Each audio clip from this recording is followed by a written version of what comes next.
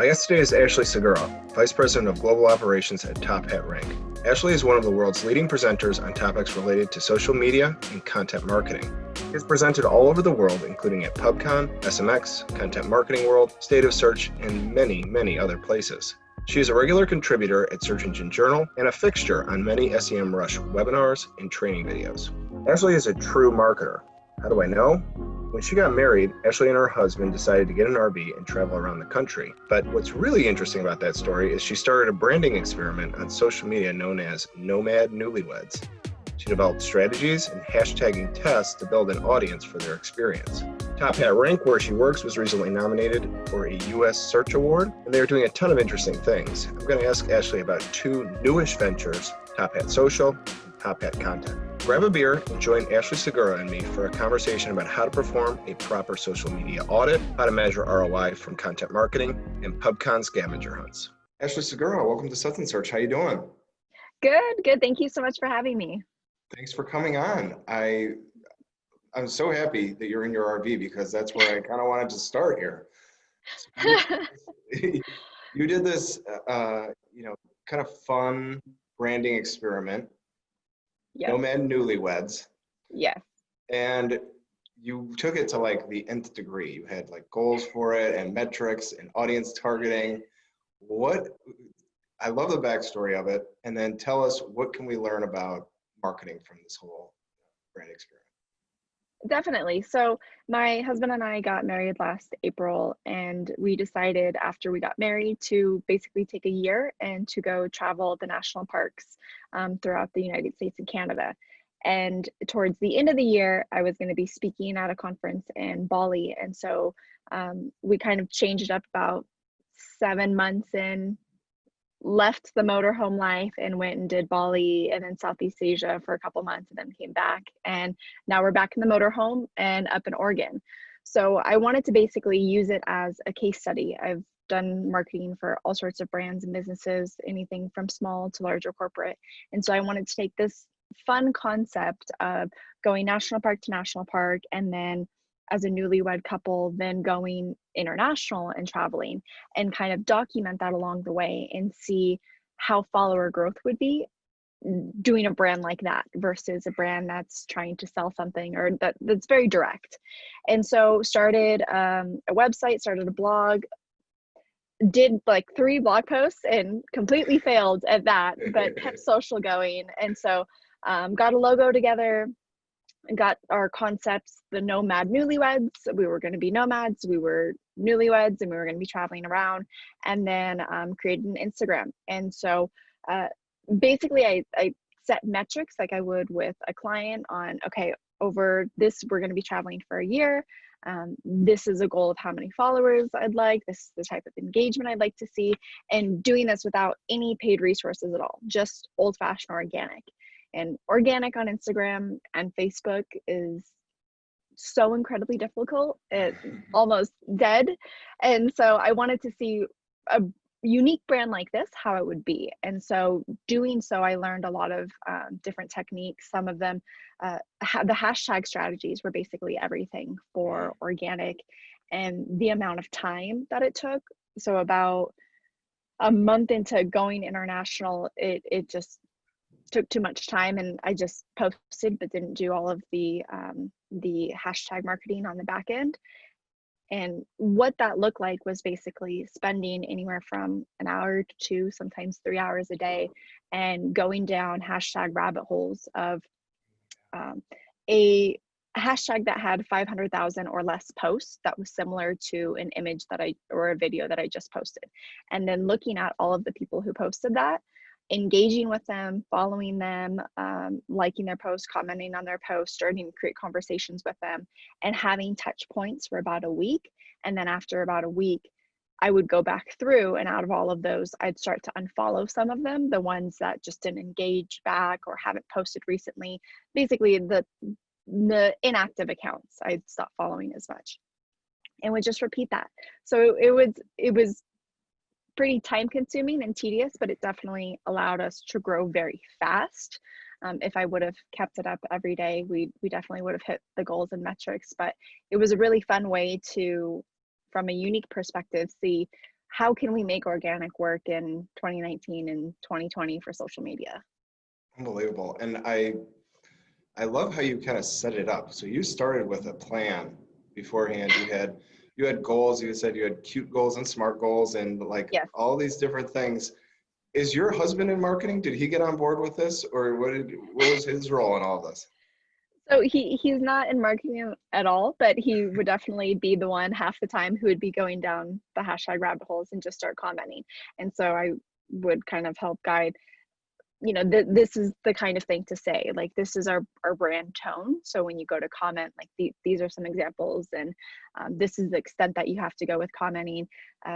Organic became really inundated with all of the bots doing like just a automatic response emoji or love this post, come follow my post. So you couldn't just comment anymore. That wasn't enough. You had to be really unique in the way that you commented. And so he would help me kind of keep that going and getting all of that done. Well, I encourage people, you're on SlideShare, you've got your slides from some of these presentations you did, and I'd encourage people to look. It's really a great story, and it looked like a lot of fun too. One of the presentations was about how to do a social media audit, and that sounded interesting to me. What are the main components of a social media audit? Certainly, it's mainly collecting your data and your metrics and comparing that to what your goals are. So lots of brands and businesses will be like, well, my goal is to have X amount of followers, or my goal is to make money from social media, or my goal is to get traffic from social media. So when you have these concrete metrics, it's always good to have a secondary goal as well.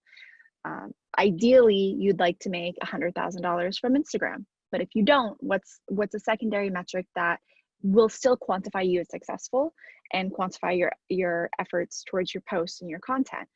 And so part of going through the audit is looking at all of the data from your social media profiles, looking at Google Analytics, seeing where all your traffic is coming from, your conversions are coming from, seeing if there's any kind of repeating patterns. Just like with any audit, whether it's going to be an SEO, a content, or social audit, you're always trying to look for patterns in the data, and if the data is ultimately getting you to your goal. And if not, which types of posts, what days, what times, are there any patterns there that you can see that, okay, when I post these types of images, I get farther away from achieving my goals. But when I post on this day and this kind of filter, my results skyrocket. So once you can kind of determine those factors through an audit, it basically gives you a playbook of what to do moving forward. Because unlike with content and SEO, you can't necessarily go backwards and fix things on social once it's published. So this is more of what you can do going forward. One of the things that I think would be a challenge, and I'm not in this world nearly as much as you are, I converse it, I guess. Conversational, not fluent in social media. One of the things that would be challenging, you point this out, there's no real user intent on Facebook, for example. You're going to have to try and talk to them, you know, at various stages of the customer journey. I think what's in common with all these things is you're going to have to do some writing. How can you write better ad copy for Facebook, given that there isn't any user intent? Certainly, it goes to tracking user behavior on your website, on your actual content that's living on your website, and then kind of tracing back to what do they do from there. So if they click on a Facebook post that's linking to your most recent blog post, when they go to that blog post, are they then going to any of your product pages? Are they then going to another blog post in a different category, or another one that's in a subcategory that's related? Like, what is their flow? And you can use analytics, you can use all sorts of different SEO tools to kind of watch the user behavior and where they're going from the content that you're sharing on social media. And then take that into your ad copy to basically retarget them and bring them back. So if they went to the blog post from Facebook and they were there for 2 seconds, 3 seconds, basically what you pitched on Facebook didn't align when they land, or they landed and was just overwhelmed by your layout, the interface, everything was just too much, and they bounced right back. So you need to figure out with your ad copy, how can I bring them back? I already know they went once, they're familiar with my brand, they're a little bit warmer of an audience. based on what action they took, what words can I say to bring them back? And that's when it's really dependent upon what action they made. So if they left right away, they obviously weren't interested in that content, weren't interested in the medium or the layout, the topic. So hitting them with a different type of content medium or content topic to see if that will interest them and intrigue them. Usually doing so, you're going to want to go with like your most popular posts or some of your most popular pages to see, is it just your brand? Is it just you? Or was it just that piece of content? Oh, that's awesome. And I want to stay on social media for a little bit. One of the things that I guess I do, this is maybe, I'm trying to learn from you here. I lump Facebook and Instagram together. I think of them as the same kind of thing. And there are some distinctions. One of the things you said about Instagram is that it thrives on creativity, and you can break the rules in Instagram. What do you mean by that, and what other distinction points would you make between Facebook and Instagram ads? Certainly. So with Instagram, you have the ability to be more creative with your copy and what you're posting, whereas Facebook, you're a little bit more limited to have your business hat on, not to the extent of LinkedIn, but Instagram, the people who go there, it's a different escape than Facebook. Instagram posts and imagery rabbit holes can look drastically different because they can start by looking at a landscape photo, and then by going through the comments or by seeing who's tagged in that photo, then go into food photos and then go into an auto photo. And so they're going from very different topics, but they're following through those circles because of the creative elements of how that photo or video was shot, how it was filtered. So it's really talking more right side brain, and you're able to switch gears a lot faster. So a lot of times I use an example of this Ben and Jerry's ad on Instagram, and it was ice cream it was their, what was it, the Anchorman ice cream. And the caption was just Scotchy Scotch Scotch. And something, it's just simple as that. And something like that on Facebook or LinkedIn, it wouldn't have the conversion. Work as well, right? No, they're going to want a discount code, or they're going to want something more to act on it. Whereas Instagram, yes. And Instagram, it was just a statement. It was just to be fun and to engage with. And if a week from now, when you're at the store and you see it and you're like, oh, I remember seeing that on Instagram, and you buy it, it's a byproduct of that.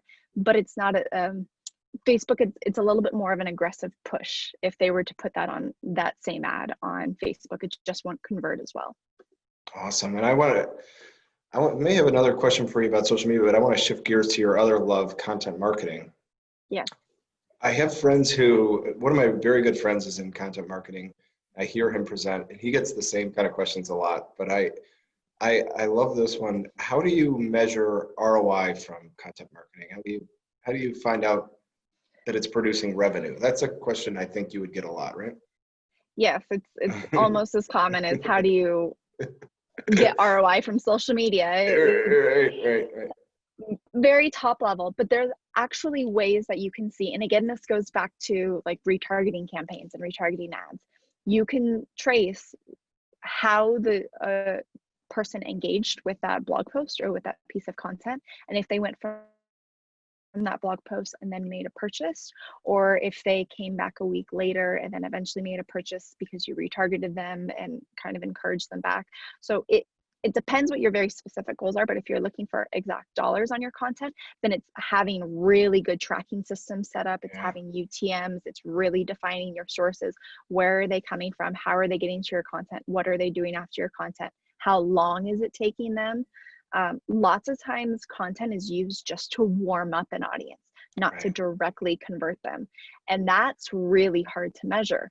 So what I suggest when clients have specific pieces of content that they really need to get a conversion for, such as like a white paper or an ebook where they put a bunch of resources, a bunch of budget into it, and they did it because it needs to sell a service or it needs to sell a product.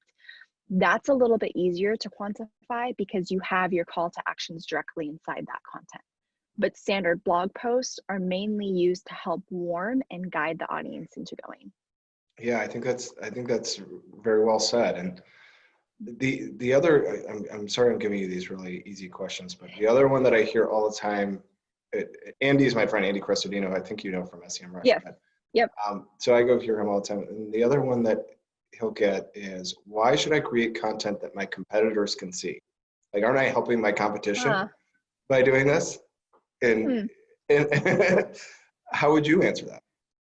That's interesting. Part of the content audit that I do for clients, I actually have several tabs where I analyze 3 to 5 of their competitors, and I take their top 10 performing pieces of content and I tear it apart and see how we can duplicate that concept. I love So I'm on the counter of that. But it.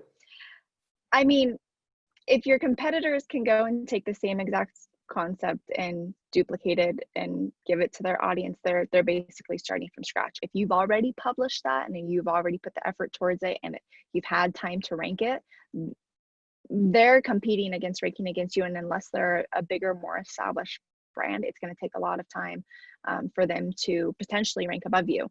So keep producing all of your content because you want it to be found, whether it's by your competitors clicking on it and giving you traffic, or potential customers, or other search engines pointing towards it. That's not something that I personally think you should be worried about. I think you should be looking at it from a different angle to see what can you be learning from your competitors instead of worrying about what can your competitors be learning from you. I love it. And you have this great relationship with SEMrush, and you are actually the instructor for content marketing. Tell us about the course and what people can learn there. Yes, so it basically covers everything from the fundamentals of content marketing, talking about what does a content marketing team look like, whether you're in-house, whether you're an agency, starting from just the writer to the person managing, publishing the content, coming up with the topics, and then the entire flow of content marketing, even auditing your own content, what tools to use, how to come up with new topic ideas. And one of my favorite ways to do all of that is through SEMrush. And so I was really lucky to be able to teach this course and showcase exactly how I basically go through content marketing and the tools that I use and the methods that I use. And so this course is anywhere from beginner to intermediate, whether you're a business owner that's brand new to content marketing, or you're already a content marketer and you have a team underneath of you and trying to figure out how to better optimize your team and what you're producing. It's a course that can fit many. All right. Well, I would give it my most full endorsement I possibly could. I think it's great. We'll put a link in the show notes so people can go find it. What else is going on with you guys at Top Hat? And you've got a lot of things going on. So I am having a hard time keeping track of TopHatSocial, TopHatContent, and then what Yeah. this business of yours is really taking off. What's going on? Definitely. So TopHatRank is a search agency, and at the end of last year, beginning Q4 of last year, Arson, the owner of TopHatRank, and I opened TopHatSocial and TopHatContent. We had a lot of clients coming to us at TopHatRank who, okay, once we had SEO done, we had an audit done, we were doing monthly SEO, they wanted to look into social media, or they needed help writing their content, coming up with topic ideas. And so we saw that this huge need for these dedicated departments. And so we opened up TopHatSocial to be a dedicated social media agency where we have an entire team of just social media specialists, and then TopHatContent where we have an entire team of just content specialists, so that we're basically able to fulfill all of the different needs that clients have as they're coming in for online marketing. Oh, that's great. You guys are doing great work. Both of you are great presenters. So Thank you. hopefully we'll be at a conference soon. This is my last part of the show where Greg Gifford throws me like a question to somebody coming on, and I don't really know what it is, so I don't have that much context. So it's always hard to formulate it into a question. But he said, Awesome. ask you about a scavenger hunt at Pubcon when you guys met. And that's about all I know. And Okay. That's fantastic. So that's how I met Greg. We were both speaking at Pubcon Las Vegas, and Authority Labs, a search engine tool, was hosting a scavenger hunt. But the only way you found details of the scavenger hunt was inside of your badge. There's 2 pieces of paper, and their piece of paper was inside both of them. And so most people didn't even realize to pull it up. Greg did, and he started tweeting about it. Basically, the scavenger hunt was to go find XYZ around Las Vegas, take a photo of it, do the hashtag, post it on Twitter. And so I was constantly monitoring the Pubcon hashtag, and I saw Greg kept posting all this stuff. And I'm fairly competitive. And so I dropped everything. And when I saw that there was prizes and this was from Authority Labs, I hit the streets and started posting and started taking part of the scavenger hunt. And we were basically neck and neck. And then we decided, let's just team up and let's see how many we can do together. And so towards the end of it, we ended up teaming up, and we both won the scavenger hunt. And Authority Labs it was hilarious. They were so kind about it. They're like, we've never had this happen before, so I guess you guys are both winners. That's awesome. And yeah, that's how Greg and I met, and that was pretty much like that. We were forever friends at that point. That's a great story. That's a good way to meet him. Well, it's clear you love to travel. You're like in the RV now, and you speak all over the world. How has it been, like, being mostly grounded, I would imagine? Like, you're not able to get on an airplane. Are you wigging out or what? Yeah, the first month was pretty difficult. All of March through the 3rd week of April, I had events planned every week. I was supposed to go to 9 different countries, and everything got canceled. And so it was rough. It was definitely pretty rough. And I'm super excited to get back out there to talk with everybody and just be able to be speaking again, get on stage and go to all the networking events, meet new people, say hi to all of my industry friends, and get to see everybody in person. So I'm very much so looking forward to that happening, but I'm also really thankful that a lot of events are going virtual. They're not just canceling out. So we're able to still have engagement. Even things like this is fantastic to still have engagement. Well, I'm looking forward to seeing you present again, hopefully sometime soon. How do people reach you? What's your preferred social media platform, and how do people get in touch with you? Yeah, definitely. Twitter is the best, at Ashley Mad Hatter. Awesome. Well, Ashley, thank you so much for coming on. I'd like to give you a virtual cheers, and I'll let you get on the road. So safe travels. Thank you. Thank you so much fun. for having me. Bet.